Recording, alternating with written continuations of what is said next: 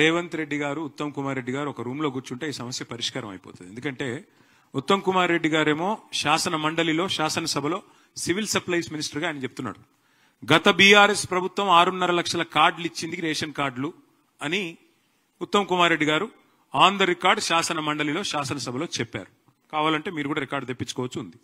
మరి రేవంత్ రెడ్డి గారు అబద్ధం చెప్తున్నాడా నిజం చెప్తున్నాడు? ఎందుకంటే ఆయన మంత్రి 6.5 లక్షల కార్డులు, ఆయన మంత్రి మండలిలో పనిచేసే పౌర సరఫరాల మంత్రి చెప్తున్నాడు 6.5 లక్షల కార్డులు కేసీఆర్ ప్రభుత్వం ఇచ్చింది అని చెప్తున్నాడు. మరి రేవంత్ రెడ్డి అబద్ధం చెప్తుండా, ఆయన మంత్రి అబద్ధం చెప్తున్నా, వాళ్ళిద్దరూ దగ్గర కూర్చొని తేల్చుకుంటే మంచిది. రేషన్ కార్డులు ఇవ్వడం గొప్ప పని అని మేము అనుకోలేదు. అదో గొప్ప ముచ్చట, చాలా ఇంటర్నేషనల్ ముచ్చట, అదే గొప్ప పని, అంతకంటే గొప్ప పని అందుకే మేము దాన్ని చెప్పకుండా చేసేసినాం.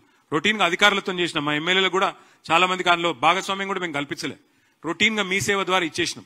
కానీ వీళ్ళేందంటే వీళ్ళ బతుకులకు అదే గొప్ప పని, అంతకంటే పెద్ద గొప్ప పని లేదు. కాబట్టి రేషన్ కార్డులు ఇచ్చినాం అనేది కూడా గొప్ప పని లాగా చెప్పుకుంటున్నారు. అది వాళ్ళ భావదారిద్ర్యం. ఏం చేయగలిగేది? కాంగ్రెస్ నహీ తో ముసల్మాన్ నహీ. నిన్న విన్నాను నేను. ఈ భ్రమలకెళ్లి ముఖ్యమంత్రి గారు ఎంత తొందరగా బయటకు వస్తే, ఆయన అజ్ఞానాన్ని ఎంత తొందరగా వదిలించుకుంటే అంత మంచిది. డాక్టర్ బాబాసాహెబ్ అంబేద్కర్ రాసిన రాజ్యాంగంలో ఆర్టికల్ 25 నుంచి 28 దాకా స్పష్టంగా అందులో రాసినది, ఎవరు ఏ ధర్మాన్ని ఆచరించాలనుకుంటే ఆ ధర్మాన్ని ఆచరించవచ్చు, ఎవరు ఏ మతాన్ని, ఎందుకంటే we are secular country, as per constitution we are secular country. Any secular leader, any secular party first of all should come out of this illusion that because of their party a certain religion exists. BJP లేకపోయినా హిందువులు ఉంటారు, కాంగ్రెస్ లేకపోయినా ముస్లింలు ఉంటారు, ఎవరు లేకపోయినా అందరూ ఉంటారు, భారతదేశం ఉంటుంది. కాబట్టి ఎవరు ఏమనుకున్నా ఒకటి వాస్తవం, ఇవాళ ఇట్లాంటి అడ్డగోలు మాటలు మాట్లాడే ముఖ్యమంత్రికి ఒక మతాన్ని అవమానించినట్టుగా, కాంగ్రెస్ పార్టీ లేకపోతే ముస్లిం లేకపోవడం ఏందండి? అంటే కాంగ్రెస్ పార్టీ పుట్టకముందు ముస్లిం లేరా? కాంగ్రెస్ పార్టీ ఆల్మోస్ట్ చచ్చిపోయింది, మొత్తం చచ్చిపోయినాక కూడా ముస్లింలు ఉండరా? ఏం మాట్లాడుతున్నాడు ఆయన? కనీసం మిడకాయ మీద తలకాయ నోడైతే కూడా మాట్లాడట్లా. अच्छा यही चीज मैं बस यही कह रहा था कल हमारे जो चीफ मिनिस्टर ने कहा कि कांग्रेस नहीं तो मुसलमान नहीं, मैं बस उनसे इतना ही कहूंगा, बीजेपी नहीं तो हिंदू नहीं करके कोई बोलता है, कांग्रेस नहीं तो मुसलमान नहीं करके यहाँ के चीफ मिनिस्टर बोलते हैं. बट वास्तव तो यह है कि आज अगर आप संविधान देखेंगे, डॉक्टर बाबा साहेब ने लिखा, उसमें साफ लिखा गया आर्टिकल 25 से 28 तक कि India is a secular country और यहां पे हर किसी को अपना अपना धर्म, जो भी धर्म आप फॉलो करते हो, जो भी फेथ आप फॉलो करते हो, you can practise it as per your wishes. You are a free individual. Now if the Congress party believes that without them there would not be any Muslims, let me remind the ignorant souls of Congress party that much before the Congress party was ever born, Muslims already had existed in our country and also in the world.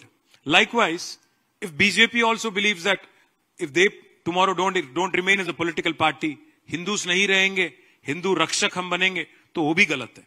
Congress का भी ख्याल गलत है, BJP का भी ख्याल गलत है. दोनों के रहने या ना रहने से हिंदू और मुसलमान को कोई तकलीफ नहीं होगा, हिंदुस्तान को कोई तकलीफ नहीं होगा. आखिरी में हिंदुस्तान एक सेक्युलर स्टेट है, सेक्युलर कंट्री है, बिल्कुल वो सेक्युलर ही रहेगा, चाहे कोई भी कुछ भी कोशिश कर ले. पहली बात तो मैं डिमांड करता हूं चीफ मिनिस्टर रेवंत रेड्डी को कि पहले आप माफी मांगो. आपकी पार्टी के जो कल ख्याल आपने इजहार सबके सामने खुलेआम आपने किया, इस बात को लेके आप माफी मांगो हर किसी से, क्योंकि ये तो इंसल्ट है. You are insulting an entire community और insulting an entire religion, which is definitely not what is expected of a chief minister. अगर आप माफी नहीं मांगते तो फिर ultimately it's the choice of the people on how they will respond and what they will do in days to come. Thank you. BRS की BJP की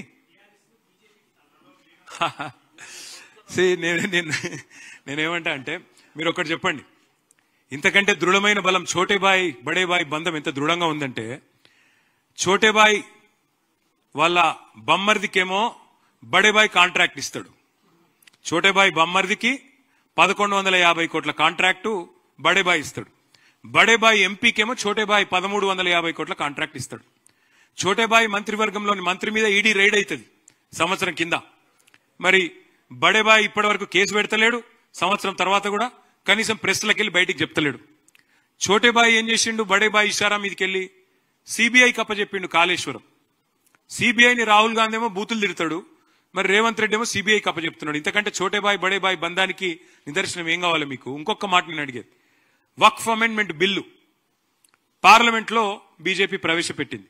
మేము దాన్ని వ్యతిరేకించినాం, వ్యతిరేకంగా ఓటేసినాం. రాజ్యసభలో మాకు 4 ఓట్లుంటే 4 వ్యతిరేకంగా వేసినాం.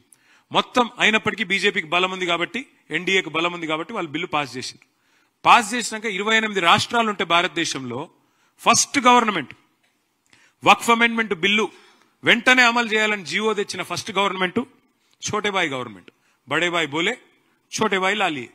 అంటే ఎంత డీప్ ఉన్నదంటే ఇక్కడ నడుస్తున్నది కాంగ్రెస్ గవర్నమెంట్ కాదు. యా జో చల్ రా జాయింట్ వెంచర్ गवर्नमेंट चल रहा, कांग्रेस बीजेपी का ज्वाइंट वेंचर गवर्नमेंट यहाँ पे चल रहा. इसलिए ईडी रेड होता इन पे.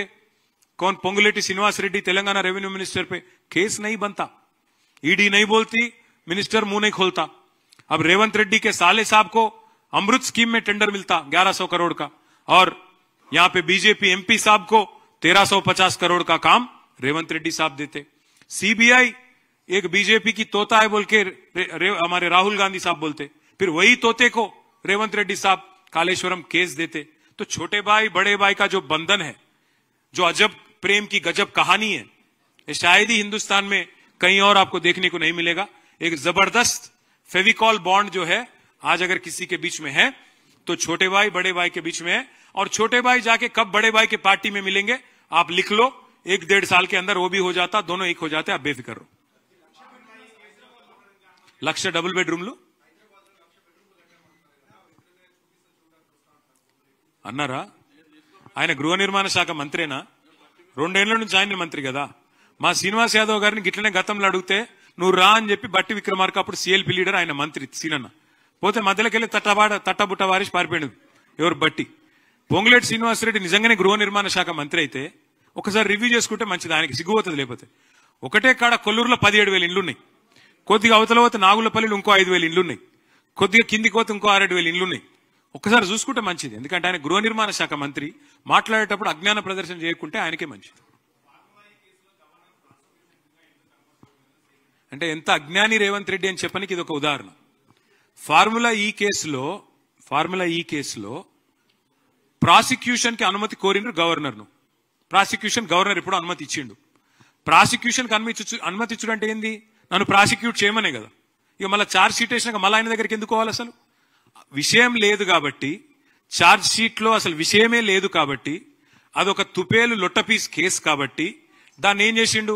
తీసుకుపోయి మళ్ళీ గవర్నర్ దగ్గర పెట్టినట్టు పెట్టిండు. దమ్ముంటే రా, అరెస్ట్ చేయి, నేను వద్దంటున్నా. ఏం చేసిందో తప్పు, రా ముంగటికి రా. నేను మళ్ళా చెప్తున్నా, రేవంత్ రెడ్డి నువ్వు మొగవను అయితే, మగ పుట్టుక ఉడితే జరావురు, మగ పుట్టుక ఉడితే రేవంత్ రెడ్డి అనేటోడు నేను అడుగుతున్నా, దా లైవ్ కెమెరాల ముంగట కూర్చుందాం. నాకో లై డిటెక్టర్ టెస్ట్, నీకో లై డిటెక్టర్ టెస్ట్ పెట్టుకుందాం. ఏసీబీ ఎంక్వైరీ నీ మీద ఉంది, నా మీద ఉంది, ఇద్దరం అది పెట్టుకుందాం, కూర్చుందాం. ఎవడు నిజాయితీ పరుడో ఎవడు దొంగనో మొత్తం దేశం చూస్తుంది. దా మగవను అయితే మగ పుట్టుక ఉడితే రా అని చెప్పి రేవంత్ రెడ్డిని సవాల్ చేస్తుంది.